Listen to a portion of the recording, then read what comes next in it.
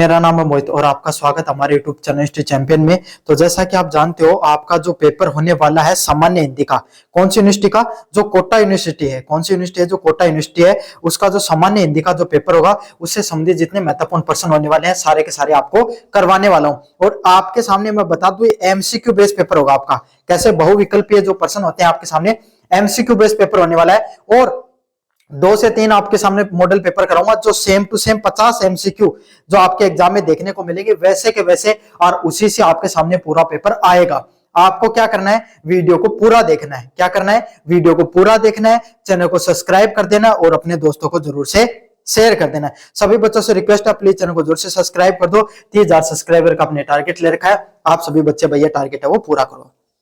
चलिए शुरू करते हैं यूनिट फर्स्ट से। और एक बात और, आपके सामने कोने में अगर व्यू प्रोडक्ट वाला ऑप्शन है, इस पे क्लिक करके अगर फ्लिपकार्ट और मित्रा से कोई प्रोडक्ट खरीदोगे सबसे ज्यादा डिस्काउंट देखने को मिलेगा, तो जरूर से खरीद लेना। यूनिट फर्स्ट का पहला प्रश्न है, नर हो न निराश करो मन को, रचयिता कौन है? तो नर हो न निराश करो मन को, इसके रचयिता किसके द्वारा भाई? मैथिली शरण गुप्त के द्वारा। किसके द्वारा लिखी गई है? नर हो न निराश करो मन को, ये आपकी कविता है। और मैं आपको बता देता हूं, 5 से 7 प्रश्न आपके सामने रचयिता से देखने को मिलेंगे। लेखक कौन है, ये वाला प्रश्न सबसे पॉपुलर प्रश्न है और देखने को मिलेगा। तो पहला प्रश्न यही है, नर हो न निराश करो मन को, इसके रचयिता कौन है? मैथिली शरण गुप्त है। कौन है भाई? मैथिली शरण गुप्त है। मोस्ट इंपोर्टेंट पर्सन है। कैसा पर्सन है? मोस्ट इंपोर्टेंट पर्सन, एग्जाम में बार बार देखने को मिलता है। ए नंबर ऑप्शन सही होगा। हिमालय के आंगन में कवि कौन है? तो हिमालय में आंगन है उसके, ये किसके द्वारा लिखी गई है? जयशंकर प्रसाद के द्वारा। किसके द्वारा लिखी गई भाई? जयशंकर प्रसाद के द्वारा हिमालय के आंगन में आपके सामने लिखी गई है। बहुत ज्यादा मोस्ट इंपोर्टेंट पर्सन है। दोनों के दोनों पर्सन एग्जाम में बारंबार आते हैं। झांसी की रानी कविता किसके द्वारा लिखी गई है? तो आप सबको पता है, आपने बचपन में भी ये कहानी जरूर सुनी होगी, खूब लड़ी मर्दानी वो झांसी की रानी थी। सुनी होगी ना आपने। ये किसके द्वारा लिखी गई भी? सुभद्रा कुमारी चौहान के द्वारा लिखी गई। किसके द्वारा लिखी गई है? सुभद्रा कुमारी चौहान के द्वारा लिखी गई है झांसी की रानी कविता। किसके द्वारा लिखी गई है? आपके सामने सुभद्रा कुमारी चौहान के द्वारा लिखी गई है। मोस्ट इंपोर्टेंट है, अच्छे से कर लेना। मैं हार नहीं मानूंगा, रचयिता कौन है? तो मैं हार नहीं मानूंगा, ये किसके द्वारा लिखी गई है? अटल बिहारी वाजपेयी के द्वारा। किसने लिखी है भाई? अटल बिहारी वाजपेयी ने आपके सामने लिखी है, मैं हार नहीं मानूंगा। काफी ज्यादा इंपॉर्टेंट है, एग्जाम में प्रश्न आता है कि भाई अटल बिहारी वाजपेयी ने जो लिखी है मैं हार नहीं मानूंगा, इसके रचयिता अटल बिहारी वाजपेयी हैं। दिल्ली कविता के कवि कौन है? तो दिल्ली कविता के कवि कौन आपके सामने? तो ये रामधारी सिंह दिनकर। किसके द्वारा लिखी गई है? राम सिंह दिनकर के द्वारा लिखी गई है। अगले वाला है, हम निकेतन, अनिकेतन के कवि थे। हम निकेतन जो उसके कवि कौन है भाई? बालकृष्ण शर्मा नवीन। कौन है? बालकृष्ण शर्मा नवीन के द्वारा आपके सामने हम निकेतन है वो लिखी गई। किसके द्वारा? हम निकेतन, वो किसके द्वारा लिखी गई है? बालकृष्ण शर्मा के द्वारा लिखी गई है। शहीद की मां के रचयिता कौन है भाई? आपके सामने जो गिरजा कुमार माथुर। कौन? गिरजा कुमार माथुर के द्वारा लिखी गई। किसके द्वारा? गिरजा कुमार माथुर के द्वारा शहीद की मां कविता लिखी गई। किसके द्वारा? गिरजा कुमार माथुर के द्वारा। 15 अगस्त किसकी कविता भाई? आपके सामने 15 अगस्त किसके द्वारा लिखी गई है? आपके सामने रघुराज सिंह हाडा के द्वारा। किसके द्वारा? रघुराज सिंह हाडा के द्वारा आपके सामने 15 अगस्त कविता वो लिखी गई है। जागो फिर एक बार, ये कविता किसके द्वारा लिखी गई है? जो निराला के द्वारा। किसके द्वारा लिखी गई है? आपके सामने निराला के द्वारा लिखी गई है। जागो एक बार फिर। देशभक्ति के लिए प्रसिद्ध कविता झांसी की रानी किस पे है?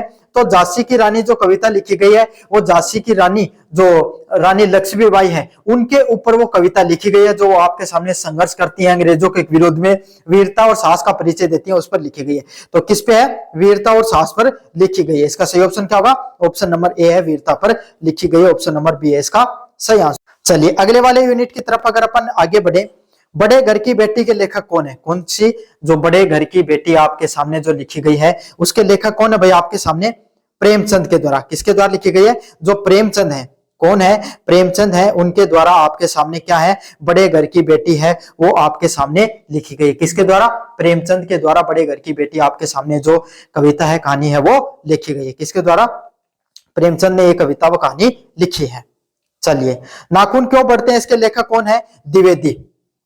कौन है भाई? जो द्विवेदी है वो आपके सामने इसके जो नाखून क्यों बढ़ते हैं इसके लेखक हैं। गेहूं नवाब गुलाब के लेखक कौन है? तो बेनपुरी। कौन? बेनीपुरी आपके सामने इसके लेखक हैं। कौन है भाई? गेहूं नवाब गुलाब के लेखक कौन है? बेनीपुरी है, वो आपके सामने इसके लेखक के रूप में उनको जाना जाता है। राष्ट्र का स्वरूप किसके द्वारा लिखा गया है? राष्ट्र का स्वरूप आपके सामने अग्रवाल के द्वारा। किसके द्वारा? अग्रवाल के द्वारा आपके सामने लिखा गया है। किसके द्वारा भाई? अग्रवाल के द्वारा ये कहानी लिखी गई है। गांधी जी से भेंट किसकी आत्मकथा से है? तो गांधी जी से भेंट ये आत्मकथा किसके द्वारा लिखी गई? राजेंद्र प्रसाद के द्वारा। किसके द्वारा लिखी गई भाई? जो राजेंद्र प्रसाद हैं उनके द्वारा ये आपके सामने आत्मकथा लिखी गई है, गांधी जी से भेंट। किसके द्वारा लिखी गई? आपके सामने राजेंद्र प्रसाद के द्वारा। किसके द्वारा? राजेंद्र प्रसाद के द्वारा आपके सामने गांधी जी से भेंट जो आत्मकथा है वो लिखी गई है। गीसा के लेखक कौन है? महादेवी वर्मा। किसके द्वारा लिखी गई भाई? गीसा आपके सामने जो नामक कविता है, कहानी है, वो किसके द्वारा लिखी गई है? आपके सामने महादेवी वर्मा के द्वारा लिखी गई। किसके द्वारा लिखी गई? महादेवी वर्मा के द्वारा ये आपके सामने गीसा नामक जो कहानी है, संस्मरण है, कविता वो लिखी गई है। उत्सर्ग के लेखक कौन है? उत्सर्ग के लेखक कौन है? राजकुमार वर्मा। राम कुमार वर्मा, सॉरी भाई, राम कुमार वर्मा है वो आपके सामने उत्सर्ग के लेखक हैं। कौन है? राम कुमार वर्मा है, वो आपके सामने किसके लेखक हैं? उत्सर्ग के लेखक हैं। किसके लेखक भाई? उत्सर्ग के लेखक कौन है? राम कुमार वर्मा है, वो आपके सामने उत्सर्ग के लेखक हैं। किसके लेखक हैं? उत्सर्ग के लेखक हैं भाई। चलिए, अदम्य जीवन के लेखक कौन है? अदम्य जीवन जो लिखी गई है उसके लेखक कौन है भाई? आपके सामने राघव राघव। कौन है? जो राघव राघव है, राघव और जो राघव है वो आपके सामने क्या है? अदम्य जीवन के लेखक हैं। किसके लेखक हैं? अदम्य जीवन है उसके लेखक कौन है? राघव राघव है, वो इसके लेखक हैं। समझ में आ गया? किसके द्वारा लिखी गई? राघव राघव के द्वारा लिखी गई है। अच्छा है भाई, इंपॉर्टेंट प्रश्न है, एग्जाम में बारंबार देखने को मिलता है। भवनी संकार वेदे के लेखक कौन है? तो किसके द्वारा लिखी गई है? कुबेर नाथ राय के द्वारा। किसके द्वारा लिखी गई है? कुबेर नाथ राय के द्वारा भवानी संकरो विद्या नामक आपके सामने जो कहानी है, ये कविता वो लिखी गई है। बड़े घर की बेटी है किस विधा में है? कहानी विधा में लिखा गया है। कौन सी विधा में लिखा गया है? कहानी जो विधा है उसके अंदर बड़े घर की बेटी आपके सामने जो लिखा गया है। चलिए, पहला प्रश्न है, राम शब्द का जो लिंग है स्त्रीलिंग है पुल्लिंग है? क्या है भाई? आपके सामने राम शब्द का लिंग क्या है? पुल्लिंग है। आप सबको पता है राम किसका भाई? आपके सामने आप इसको पढ़कर क्या लगता है भाई? पुरुष का है। तो ऐसे शब्द जिनमें आपको पढ़ने के लिए भाई किसी भी पुरुष या ऐसे मेल कैरेक्टर का पता चले उसको पुल्लिंग कहा जाता है। स्त्रीलिंग जहां से स्त्री या कैरेक्टर के बारे में पता चले वो स्त्रीलिंग। नपुंसकलिंग जिसमें आपको ना तो ये पता चले कि ये स्त्री है या पुरुष, उसको नपुंसकलिंग के नाम से जाना जाता है। तो राम शब्द का लिंग कौन सा भाई? यहाँ पर जल का पर्यायवाची शब्द कौन सा होता है? तो जल को क्या क्या भाई यहाँ पर? अग्नि, वायु, पृथ्वी, कोई सा भी नहीं है इसमें से। कौन सा?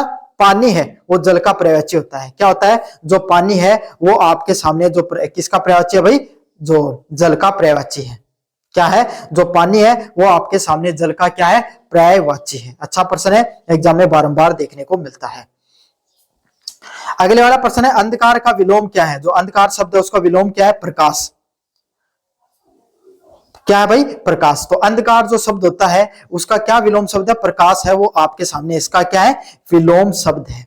किसका? अंधकार का। अच्छा प्रश्न है, अंधकार का विलोम शब्द क्या होता है भाई? जो प्रकाश। उल्टा पूछा जाता है। विलोम का अर्थ क्या होता है? उल्टा होना। पर्यायवाची मतलब समानार्थी शब्द होना, मतलब उस जैसा शब्द होना। विद्यालय में कौन सा समास है भाई? आपके सामने कौन सा समास है विद्यालय में? तत्पुरुष समास। कौन सा भाई? तत्पुरुष समास है। कौन सा? तत्पुरुष समास है वो वाले जिसमें अपन विद्या लेने के लिए जाते हैं। सुंदर शब्द क्या है? तो आपको पता है सुंदर शब्द क्या भाई? कोई भी चीज की विशेषता बताता है। क्या है? कोई भी जो संज्ञा सर्वनाम की विशेषता बताने वाले शब्दों को विशेषण कहा जाता है। तो वह एक सुंदर व्यक्ति है।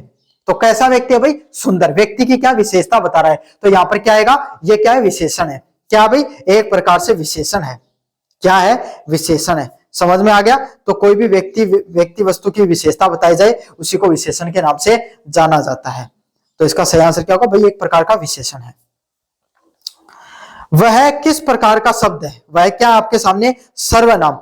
यह, वह, वे, है ना, ये सब क्या होते हैं? आपके सामने विशेषण होते हैं। वे शब्द जिनको संज्ञा के स्थान पे प्रयोग किया जाता है उसको किसके नाम से जाना जाता है भाई? आपके सामने सर्वनाम के नाम से जाना जाता है। किसके नाम से? सर्वनाम के नाम से जाना जाता है। वे शब्द जिनको संज्ञा के स्थान पे अपन प्रयोग करते हैं उनको सर्वनाम के नाम से जानते हैं। समझ में आ गया? तो सर्वनाम है। खाना किस प्रकार की क्रिया है? खाना किस प्रकार की क्रिया भाई? खाना आपके सामने कैसी क्रिया है? किस प्रकार की क्रिया? तो क्रिया है आपके सामने, संज्ञा सर्वनाम नहीं। कोई भी काम किया जा रहा है, कोई भी क्रिया, किसी भी घटना का घटित होना क्रिया के नाम से जाना जाता है। खेलना, खाना, पढ़ना, सोना, ये सब क्या है? आपके सामने क्रिया का हिस्सा होते हैं।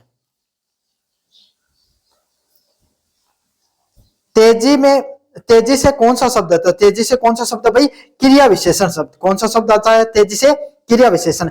वह तेजी से चल रहा है। तो कैसे चल रहा है? तेजी से। चलना मतलब क्रिया और उसकी भी विशेषता बता रहा है। धीरे चल रहा है, तेज चल रहा है ना? तो इसको क्या बोला जाता है? क्रिया विशेषण के नाम से जाना जाता है। वे शब्द जो क्रिया की विशेषता बताने वाले शब्दों को क्रिया विशेषण के नाम से जाना जाता है। किसके नाम से जाना जाता है? क्रिया विशेषण के नाम से। समझ में आ गया? क्रिया की विशेषता बताए जाने वाले शब्दों को किसके नाम से जानते हैं भाई? क्रिया विशेषण के नाम से जाना जाता है। समझ में आ गया? क्रिया विशेषण मतलब क्रिया की विशेषता बताए जाने वाले शब्दों को क्रिया विशेषण। राम ने फल खाया में कौन सा कारक है? राम ने फल खाया में कौन सा कारक है? राम ने फल खाया। क्या किया राम ने? आपके सामने फल खाया। तो राम के लिए कौन सा भाई? कर्ता, करने वाला। समझ में आ गया? तो कौन सा समास कारक है भाई? कर्ता कारक है। समझ में आ गया? ने देखने, राम ने आया यहां पर, तो राम ने के लिए कौन सा कर्ता, कौन सा कारक है भाई? कर्ता कारक। बालक का बहुवचन क्या होगा? बालक, बालके, बालगण, बालको। तो क्या दिखाई देगा? बालको। क्या होगा? बहुवचन क्या होता है? किसी भी एक व्यक्ति को एक से अधिक दिखाने के लिए जिन शब्दों का प्रयोग किया जाता है, दो या दो से अधिक व्यक्तियों को दिखाने के लिए प्रयोग किया जाता है, उसको बहुवचन के नाम से जानते हैं, है ना? तो बालक का क्या बनेगा? बालको बनेगा। पहला है। अगला प्रश्न है, सुजान के में कौन सी संधि है? तो कौन सी संधि होती है? सु प्लस जन। कौन सी संधि है भाई? सुजन में सवर संधि है। कौन सी संधि है? सवर संधि है। कौन सी संधि दिखाई देती है भाई? सवर संधि आपके सामने है। कौन सी संधि है भाई? सवर संधि है। राजपुत्र में कौन सा समास है? राजा का पुत्र, है ना? राजा का पुत्र। तो कौन सा है भाई? तत्पुरुष समास है। कौन सा समास है इसमें? तत्पुरुष समास है। कौन सा पुरुष समास है भाई? तत्पुरुष समास है इसके अंदर। अच्छा प्रश्न है। अति क्या है? उपसर्ग है, प्रत्यय है, आपके सामने संज्ञा है, क्रिया है। तो क्या है भाई आपके सामने? अति क्या है? उपसर्ग होते हैं, पहले लगता है भाई, है ना? प्रत्यय बाद में लगते हैं। जैसे अतिरिक्त हो गया, अति पहले रख के, रिक्त में पहले लगकर अति क्या बना रहा है? अतिरिक्त बनाता है। तो इसी तरीके से आपके सामने जो शब्द पहले जुड़कर किसी भी शब्द के अर्थ में, है ना, भाव में बदलाव लाते हैं, उसी को क्या कहा जाता है? उपसर्ग के नाम से जाना जाता है। किसके नाम से जाना जाता है? उपसर्ग के नाम से जाना जाता है। पढ़ाई में कौन सा प्रत्यय है? लास्ट में पढ़ प्लस आई। कौन सा प्रत्यय भाई? आई प्रत्यय। तो प्रत्यय क्या होते हैं? वे शब्द जो किसी भी शब्द के अंत में जुड़कर उसके शब्द के भावार्थ में बदलाव लाते हैं, उसी को प्रत्यय के नाम से जाना जाता है। जैसे पढ़ प्लस आई, तो पढ़ाई के नाम से जाना जाएगा, है ना? चलिए, जल्दी क्या होता है? जल्दी क्या है? क्रिया विशेषण। वह जल्दी जल्दी पढ़ता है, वह जल्दी जल्दी खाता है, वह जल्दी जल्दी कोई काम करता है। तो जल्दी जल्दी क्या होगा? आपके सामने क्रिया विशेषण होगा। क्या होगा? क्रिया विशेषण होगा। समझ में आ गया आपको? तो कोई भी काम जो आपके सामने, मैंने क्रिया विशेषण की पहले परिभाषा बताई थी, वे शब्द जो कोई भी क्रिया की विशेषता बताए उसको क्रिया विशेषण के नाम से जाना जाता है। किसके नाम से? क्रिया विशेषण के नाम से जाना जाता है। समझ में आ गया? तो वह जल्दी जल्दी पढ़ता है, जल्दी जल्दी खाता है, तो क्या है? कोई भी क्रिया है करना, उसकी विशेषता बता रहा है जल्दी जल्दी, तो उसको क्रिया विशेषण के नाम से जानते हैं। किसके नाम से जाना जाता है? क्रिया विशेषण के नाम से। किसके नाम से? क्रिया विशेषण के नाम से। गाय का लिंग क्या होता है? स्त्रीलिंग है या पुल्लिंग है? तो भाई गाय क्या होती है आपके सामने, है ना? कैसा भाव आता है आपके सामने भाई फीमेल कैरेक्टर का? तो स्त्रीलिंग, है ना? क्या है? स्त्रीलिंग होता है। गाय हो गया, है ना, आपके सामने सीता हो गया, गीता हो गया, ये ऐसे शब्द होते हैं जिनको आपको आपके सामने किसका पता चलता है भाई? स्त्रीलिंग का। राम, श्याम, है ना, ये सब क्या है? आपके सामने पुल्लिंग है। वह, यह, जो, ये क्या है? नपुंसकलिंग। इसके बारे में पता नहीं चल रहा यह है कौन, ये है पता नहीं है ना? तो उसके लिए नपुंसक लिंग का प्रयोग होता है। जिसके बारे में ये पता नहीं चले कि स्त्रीलिंग है या पुल्लिंग है, उसके लिए अपन थर्ड कैरेक्टर का प्रयोग करते हैं। वह लड़का में विशेषण है, वह लड़का में विशेषण है, क्या है? वह लड़का में विशेषण है, क्या है? वह होता है। समझ में आ गया? खेलना क्या है?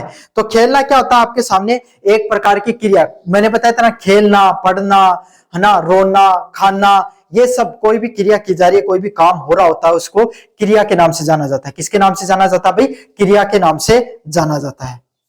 समझ में आ गया? तो खेलना क्या है? एक प्रकार की क्रिया है। क्या है? कोई भी घटना घटित हो रही होती है, उसको क्रिया के नाम से जाना जाता है। किसके नाम से जाना जाता है भाई? क्रिया के नाम से जाना जाता है। तो ये क्या है? एक प्रकार की क्रिया है भाई। चलिए, अनेक का अर्थ क्या होता है? अनेक मतलब एक से अधिक होना। अनेक का अर्थ क्या होगा? एक से अधिक होना। तो क्या होगा? बहुत अधिक।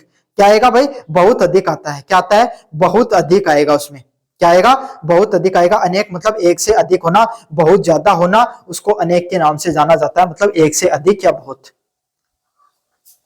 सागर का पर्याय क्या है? सागर का पर्याय क्या होता है आपके सामने? सागर मतलब क्या होता है? समुद्र, नदी, तालाब और झील। क्या होता है सागर का पर्याय? समुद्र। क्या होता है भाई? जो समुद्र है उसको सागर का पर्याय बोला जाता है। समझ में आ गया? सागर मतलब जो समुद्र होते हैं ना, बड़े बड़े सागर, महासागर हो गए, समुद्र हो गए, उसी को सागर के स्वरूप में बोलते हैं, है ना, कि वो सागर बहुत बड़ा है, मतलब महासागर है ना, जहां पे पानी का बहुत ज्यादा जमावड़ा रहता है, उसी को सागर के नाम से जानते हैं। दिन का विलोम क्या होता है? दिन का विलोम क्या है भाई आपके सामने? दिन, विलोम मतलब अपोजिट होता है, तो दिन का विलोम क्या हो गया? दिन में क्या रहता है? हमेशा प्रकाश रहता है। क्या रहता है? प्रकाश रहता है। तो इसका विलोम क्या हो गया? रात। क्या हो गया भाई? रात इसका विलोम हो गया। क्या हो गया? रात है वो इसका विलोम होगा। किसका? दिन का विलोम क्या होता है? रात है वो इसका विलोम। उल्टा शब्द क्या होता है भाई? दिन का रात ही होता है। घर के काम में समास कौन सा है? तो घर के काम में कौन सा समास होता है भाई? तत्पुरुष समास। कौन सा समास होता है? तत्पुरुष। कौन सा समास होगा भाई? तत्पुरुष समास होता है। समझ में आ गया? घर का काम। अच्छा प्रश्न है। अशुभ में कौन सा उपसर्ग है? तो उपसर्ग पहले लगते हैं, ए लगेगा। क्या होगा? ए प्लस शुभ। अशुभ किससे बना? ए प्लस शुभ से बनाना। तो मैंने बार बार बताया भाई, उपसर्ग वो होते हैं कोई भी शब्द के पहले जुड़कर उसकी क्या बना देते हैं, उसकी जो आपके सामने विशेषता, उसमें शब्दों में अर्थ में जो बदलाव लाया जाता है, उसी को उपसर्ग के नाम से जाना जाता है। तो शुभ में ए जुड़ रहा है तो अशुभ बन गया। तो इसका क्या होगा भाई आपके सामने? पहले वाला ऑप्शन हो गया। राम और श्याम में कौन सा समास है? किसमें? राम और श्याम दो व्यक्ति हैं, तो द्वंद्व समास। समझ में आ गया? दो व्यक्तियों की, दो चीजों की जहां पर बात होती है, जो सॉरी उसको तो दिंगु बोलते हैं, लेकिन द्वंद्व समास राम और श्याम है, वहां पर क्या होगा? द्वंद्व समास। नीला आकाश में विशेषण कौन सा है? कौन सा विशेषण है भाई आपके सामने? नीला आकाश, तो नीला होगा। क्या आकाश की क्या विशेषता बता रहा भाई? नीला है वो आकाश की विशेषता बता रहा है। कैसा आकाश है भाई? नीले कलर का है ना। तो जो भी कोई भी वस्तु होती है उसकी विशेषता बताई जाती है, संज्ञा सर्वनाम विशेषण की, उसको बताने वाले शब्दों को क्या कहा जाता है भाई? विशेषण के नाम से जाना जाता है। कोई भी वस्तु की विशेषता बताई जाती है। तो यहाँ पर आकाश है, उसकी क्या विशेषता बताई जा रही है कि वो किस कलर का है? किस कलर का है? नीले कलर का है। तो इसीलिए उसको क्या कहा जाता है भाई? विशेषण के नाम से जाना जाता है। जैसे इसका क्या उदाहरण है? नीला। क्या उदाहरण है भाई? नीला इसका उदाहरण है। समझ में आ गया आपको अच्छे से? चलिए, मैं क्या है? मैं में क्या होता है भाई आपके सामने? मैं संज्ञा है, क्रिया, विशेषण है? नहीं, मैं क्या है? सर्वनाम है। क्या है? सर्वनाम है। सर्वनाम क्या होता है? संज्ञा के स्थान पे प्रयुक्त होने वाले शब्दों को मैं बोला जाता है। जैसे कि राम खाना खाता है ना, वह खेलने जाता है। ये राम राम को, जैसे राम राम खेलने जाता है, राम स्कूल में जाता है, राम पढ़ता है, राम खाना खा रहा है। तो राम का बार बार प्रयोग हो रहा है, उसकी जगह क्या प्रयोग करेंगे? राम खेलता है, वह का प्रयोग कर लेंगे। वह पढ़ने जाता है, वह सोने जाता है। तो वह शब्द का प्रयोग राम की जगह कर लिया गया, ताकि राम की बार बार पुनः आवृत्ति नहीं हो। पुनः आवृत्ति को रोकने के लिए किसी भी शब्दों को बार बार प्रयोग नहीं किया जाए। जिस शब्दों का प्रयोग किया जाता है संज्ञा के स्थान पे, उनको सर्वनाम के नाम से जाना जाता है। किसके नाम से? सर्वनाम के नाम से जाना जाता है। किसके नाम से? सर्वनाम के नाम से। खुशी क्या है? संज्ञा, क्रिया, विशेषण, सर्वनाम। खुशी क्या होती है भाई आपके सामने? संज्ञा है, भाववाचक। भावनाओं को, भाववाचक संज्ञा वो होती है जिसके अंदर आपकी भावनाओं को, रोना, हंसना, खेलना, रोना हंसना, है ना, जिसमें आपकी भावनाएं बाहर आती हैं, उसी को क्या कहा जाता है, खुशी के नाम से जाना जाता है, मतलब भाववाचक संज्ञा के नाम से जाना जाता है। खुशी के नाम से तो क्या, भाववाचक संज्ञा के नाम से जानते हैं। तो खुशी यहाँ पर क्या है, भाववाचक संज्ञा है। वह तेजी से दौड़ा, उसमें कौन सी क्रिया विशेषण है? तो देखो पहले इसमें क्रिया ढूंढो, क्रिया विशेषण बताना ना, तो क्रिया क्या, दौड़ना। दौड़ना क्या भाई, क्रिया है, कोई भी काम हो रहा है दौड़ने में, है ना, और उसकी भी विशेषता क्या बता रहा है, तेजी, मतलब वो दौड़ भी कैसे रहा, तेज तेज दौड़ रहा है, तो क्रिया विशेषण क्या हो गया, वह है तेजी। समझ में आ गया, तेजी से क्या हो गया, क्रिया विशेषण, दौड़ने की विशेषता बता रहा है कि वो भाई तेज तेज दौड़ रहा है आपके सामने, तो तेजी से दौड़ना क्या है, क्रिया विशेषण के नाम से जाना जाए। किसके नाम से, क्रिया विशेषण के नाम से। जल का विलोम क्या होता है, जल का विलोम क्या भाई, स्थल, जल, सॉरी भाई, आकाश का आएगा उल्टा, स्थल, ये जल गलत लिख दिया। अनेक का विलोम शब्द का क्या होता है, अनेक मतलब बहुत सारे, अनेक का क्या होगा, एक, क्या होता है, अनेक का विलोम शब्द एक होगा। तो ये कुछ प्रमुख आपके सामने जो पूरा मॉडल पेपर है, इस प्रकार का आपके सामने पेपर देखने को मिलेगा। अच्छे से पेपर को पढ़ लेना, चैनल को जरूर से सब्सक्राइब कर देना।